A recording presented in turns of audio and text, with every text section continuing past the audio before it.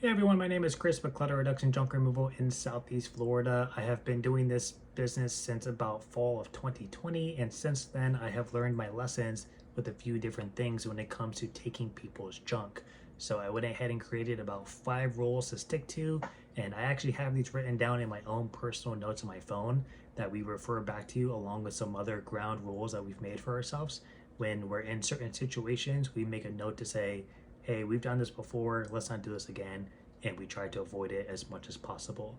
So we're going to go ahead and bounce right into that, and hopefully this will resonate you when it comes up in your own experience, and you can say, hey, I remember when Chris said not to do this because he'd had this problem.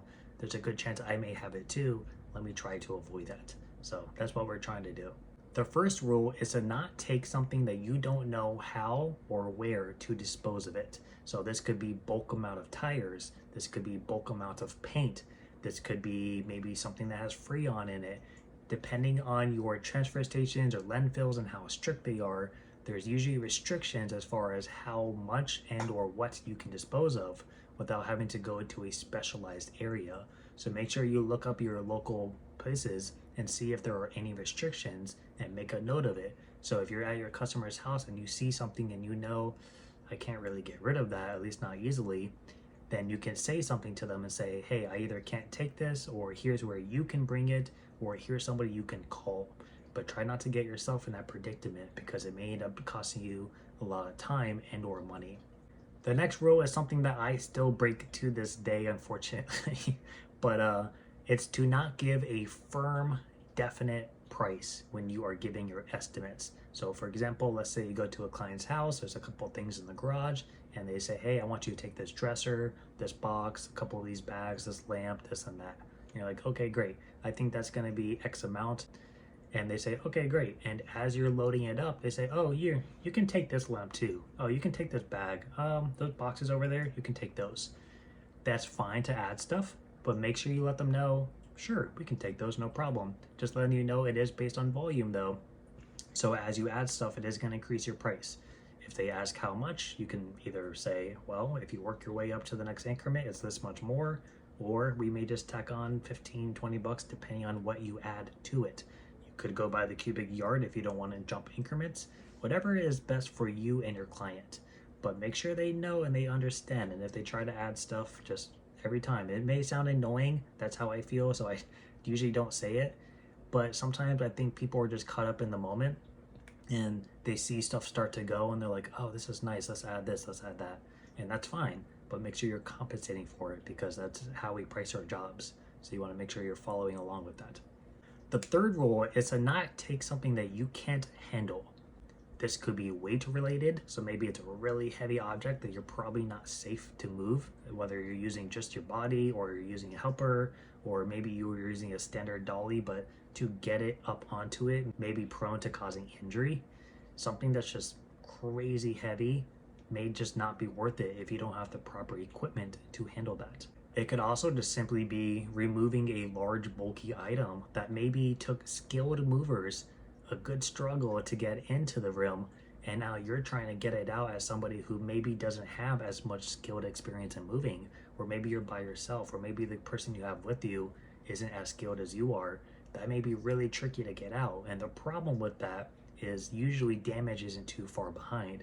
It may just be a scratch in the wall, it may be a deep gash in a hardwood flooring, and that may cost a lot of money to repair. So if you're a little iffy about the situation, make sure you really sit there and think about it and decide, okay, if I do this, can I figure it out? And if I can, am I okay with the potential damage it may cause? Rule number 4, I think this is super important and I think it gets broken quite often because of, well, probably desperation. And that is to breach the scope of services that you are licensed and insured to do. So with junk removal specifically, I think a lot of people offer to do demolition even though they're not insured for it, which could obviously be bad if you hit the wrong pipe or you cause a outage throughout the electricity in the house or something.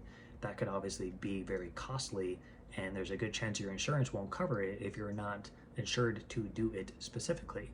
In addition to that, I think people take on jobs that are classified as hazardous because they don't see that it's hazardous. They don't, maybe they're not familiar with it. But there are certain jobs that we're not supposed to be doing unless you are actually licensed to handle hazardous material. So if you're not licensed for that and you go to take it and then you find out afterwards, oh, I'm not supposed to have this, you could get fined, and it may not be a small amount. And on top of that, I have seen this quite a few times, and I've told people, hey, I wouldn't do that if I were you, and I don't think they care. But that is agreeing to move somebody, right? Moving and junk removal, very similar industries and often done together. But if you are not licensed and insured to move somebody, as in you don't have cargo insurance, or you're not going to be able to cover if the furniture gets damaged, you need to make sure you are not telling your customer, oh, it'll just fall under my junk removal insurance, it's fine. No, it won't. You will be paying out of pocket, and that could lead into much bigger problems. It's not just the, oh, my dresser leg broke, I want you guys to replace it. It could be if you're in an apartment building doing a move for somebody and you catch the sprinkler on the hallway, you flood that whole thing in 45 seconds, that could be $100,000+ cost. And I promise you, your insurance company is going to investigate it. They're not going to just put out $100,000 for repair. They're going to find out, oh, when that happened, was it during a job? And if the ducks don't line up and they find out you were moving somebody, they may not cover you for that. And that's a costly out of pocket that will probably put you out of business. I've seen it happen to people before, and it's not a pretty sight.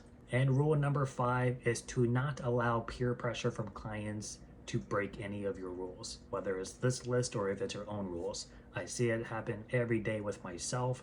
I've happened as a mover. You get a client, you're like, hey, we're going to do this, we're going to do that, whether it's a big job or not. You're in the moment and you say, oh, actually, I can't take this. You get a customer who's like, oh, come on, man. Like, I don't want to have to do this myself. I'm not going to drive all the way down there. I'm busy.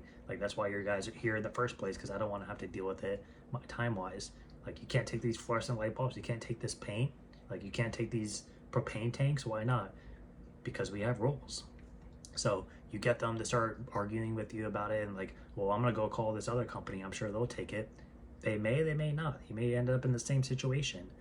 But that's the kind of peer pressure that I feel like usually gets people to crack, because they realize, am I going to lose my job over taking something that I'm not supposed to take? But I mean, who's going to really notice, you know? That is what can get you in trouble. That is what can lead to problems that you don't expect.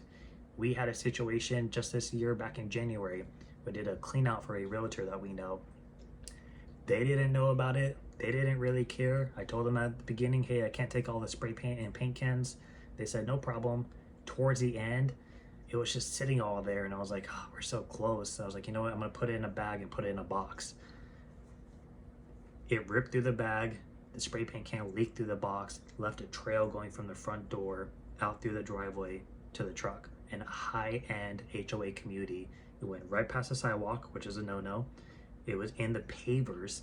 It cost us $150 to get it cleaned up, and me and Tanya, my wife, spent 4 hours with a drill and a little brush and multiple different chemicals trying to remove the paint from the pavers at 8 o'clock at night. Luckily, we got it all out, and they were able to close on the house because it was already under contract.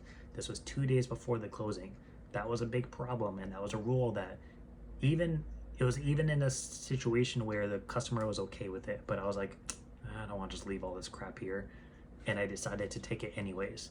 But if they had peer pressured me, it probably would have been the same situation. So it's just one of those things where it's usually probably not going to be a problem, but once you start giving in, I feel like that's when things happen and you're like, crap, I shouldn't have done that. So those are the 5 rules I was able to think of real quick off the top of my head that we've experienced one way or another. So hopefully they can help you prevent any problems in the future if they come up. Something is bound to happen where you probably shouldn't be doing something, or it's not the best fit for you, and you're probably going to allow desperation of a job or money or the satisfaction of a customer get in your way, and you're probably going to end up doing it. So I think it's bound to happen, but if you can try to prevent the major ones, I think that'll help a lot. So that's it for me. Hope everybody is staying busy this summer. We are in June. It's supposed to be busy season. We're not killing it like we thought we would be, but we're not doing too bad either. And this October in Sonoma County, California, is the Junk Expo. They are looking to do a 2-day event. I think there's going to be up to about 500 people there. That is 500 other people who deal with junk removal or related services that you can go there. You can network with them, you can talk with them, you can see what they do, how they started. No matter what level that you're at, there's always somebody that's doing better than you. There's always going to be someone who has a more efficient ideas.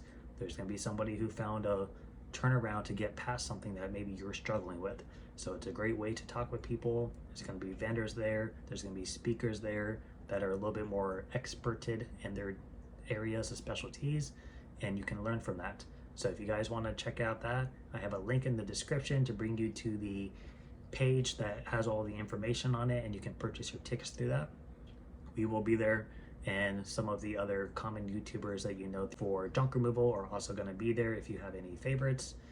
And it's also a business expense. So travel is a business expense. Your plane tickets, your car rentals, your hotels.